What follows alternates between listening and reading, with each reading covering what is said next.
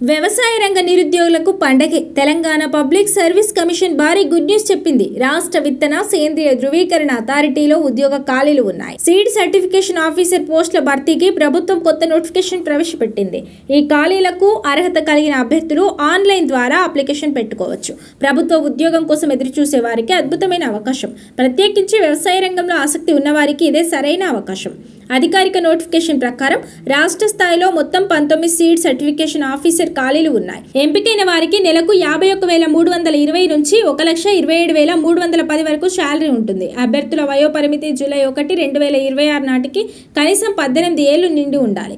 గరిష్టంగా 44 ఏళ్ల లోపు వయసు ఉండాలి. అభ్యర్థులు ICAR గుర్తింపు పొందిన యూనివర్సిటీ నుంచి అగ్రికల్చర్లో basic degree, seed technology, plant breeding, agronomy, plant physiology కేటగిరీలలో పోస్ట్ గ్రాడ్యుయేషన్ పూర్తి చేసి ఉండాలి. అర్హత ఉన్న అభ్యర్థులు అధికారిక వెబ్సైట్ ద్వారా ఆన్లైన్లో మాత్రమే అప్లై చేయాలి. ఆన్లైన్ అప్లికేషన్ ప్రాసెస్ జూలై 7, 2026 నుంచి మొదలై ఆగస్టు 12, 2026 వరకు మాత్రమే ఉంటుంది.